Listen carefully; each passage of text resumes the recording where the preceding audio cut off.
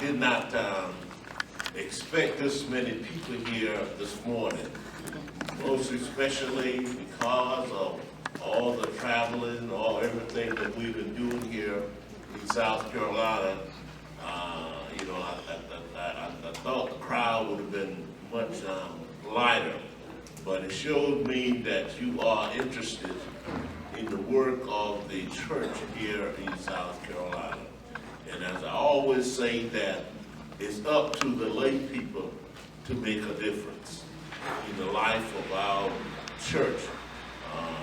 We are the ones that in the community every day, and we know the individuals who are on church, under church, what kind of other church that may be going on. We can invite them to our local church.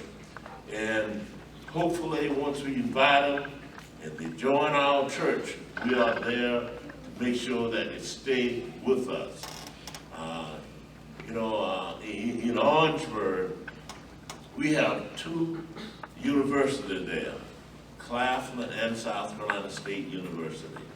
We have so many lay people that come into both of those universities, and once they get there, they find, for whatever reason, they find their ways over across the track to New Mount Zion Baptist Church, Trinity, United Methodist Church, or Greater Faith Baptist Church.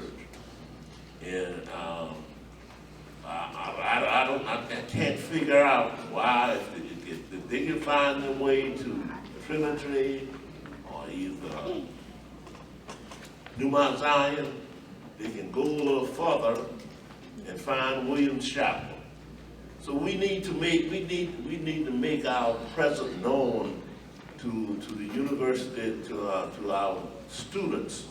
Either when our students leave home, we need to let them know that when they go to these different towns, communities, that we do have the enemy presence in these particular areas. So I think some time ago, I think right at the end of President Dee's administration, I can't remember the project that he started. Anyway, that to try to keep our young people within our church, I think that we need to revisit that particular project, and so that we can let our people know. My wife, Bessie, she loved to talk. And stand up, running.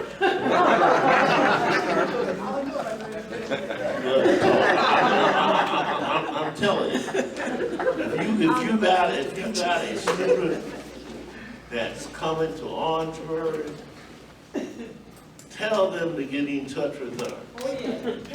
Tell them to get in touch with me. I will lead them to AME Church. Even PJ Jones. Now, you know PJ can talk. Stand up, PJ. Yes, sir. And I want you to let you know, we have representatives from the church at both of those universities in South Carolina there. And we are waiting for them to come. They come, but they don't come consistently. They come, and when the bus go back to pick them up, they are not there. They are hiding or something. And we have a so I told them a little bit, I know what happened.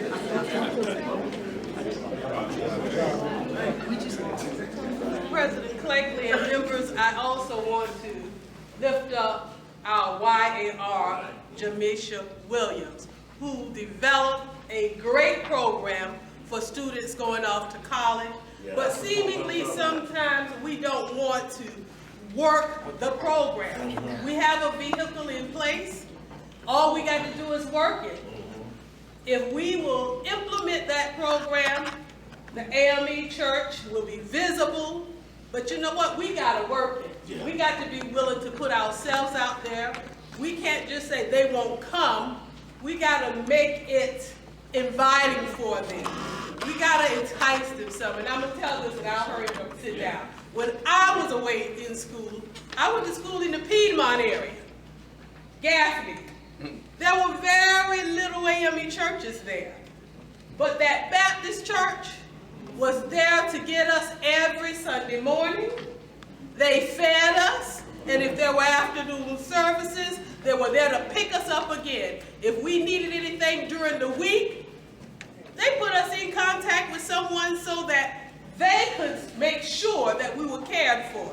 So that's the kind of commitment we as AMEs will have to give to the colleges so that we can make young people interested in coming back to the AME church or staying with the AME church or crossing over to the AME church. We got to put ourselves out there and really work the program. That's the program I'm talking about. Yeah. Lock. It's called Lock in. Lock In. I'm sorry. Yeah, that's the program I was talking about that got started. I think right at the end of President Lee's administration, and you know, for some reason we kind of dropped it. And I think it's an excellent program that we need to revisit and use it. Because, you know, there's so many people out there that said, you know, I used to be an AME. I used to be AME. And we need to do something about that. Sister Time. Mr. President, I stand here to say that we need to do our work before they get to college. That's it, right? Because if they don't know why they are an AME, if they do not know why our doctrine is different from some other denominations, they will go where their parent and their household, some parent and household in our own denomination is saying that as long as you are in church, as long as you are praising God, I'm satisfied with what you are doing. But if you want them to carry on the AME heritage, we need to start that before they get to college. When I was a graduating senior from high school, those were the days when we had Christian education. Some call it the State Sunday School Convention. Some call it the state leadership. Some call it the youth congress. But whatever it was called, we were at Allen University. I told the pastor of Williams Chapel AME Church, I'm going to be a freshman.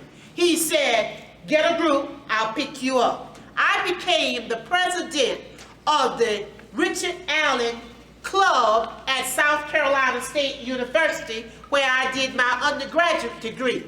My friend became the president because she was a Baptist. She became the president of the Baptist Student Union at South Carolina State University.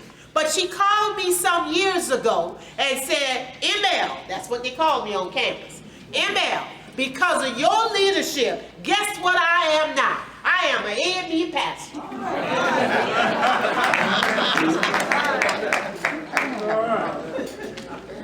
You know, and you know, you can lose some, but I think if we get active, more active in this, we will not lose as many that we have lost over, you know, over the years. Like I said, that we have so many of our AMEs over at New Mount Zion, at Trinity, and at Greater Faith Baptist Church in Orangeburg. That, you know, even to the point, we have, I think it's 2 young persons that were conference-wide PD director in their respective conference. They are a member of the New Mount Zion Baptist Church. Now those are individuals that we trained and when we have lost. Like Sister Time said, I told my sons, I have 3 sons, and And I told them, of course, they did, you know, they stayed in Orangeburg with the school, South Carolina State University. And I said to them, I said, I know that most of you probably graduate from college. You probably will not stay here in Orangeburg. But wherever you go, first of all, I want you to go to church. Secondly, I want you to remain AME. Two of them remain AME. The other one, I don't know what he is. I don't know what he is.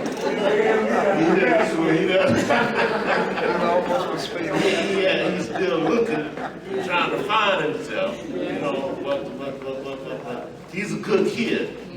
But he's still looking. But two of them are AMEs. One is in Marietta, Georgia, and is a member of Turner Chapel AME Church in Marietta.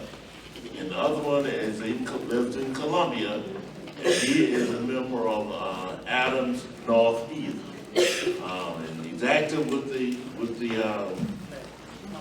Columbia Conference, Columbia District League Organization. But we have, like Sister Time says, we got to say to them, I want you to find yourself an AME church. Because they're young, and they like to follow the crowd, just like you and I did at one time. So you got to tell them what you want them to do. And if you tell them what you want them to do, 9 times out of 10, they will do it.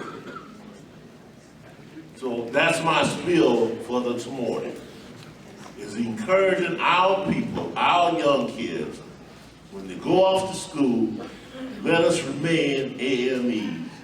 And let us, I'm going to ask Sister Williams, let us go back and revisit that program, and let's get it up off the ground, and let's put it to work. You know, just like we have lost the class leader system within our churches. You know, in a lot of churches, we have lost the class leader system, and the other denominations, they are using it. They are using our vehicles that we have originated.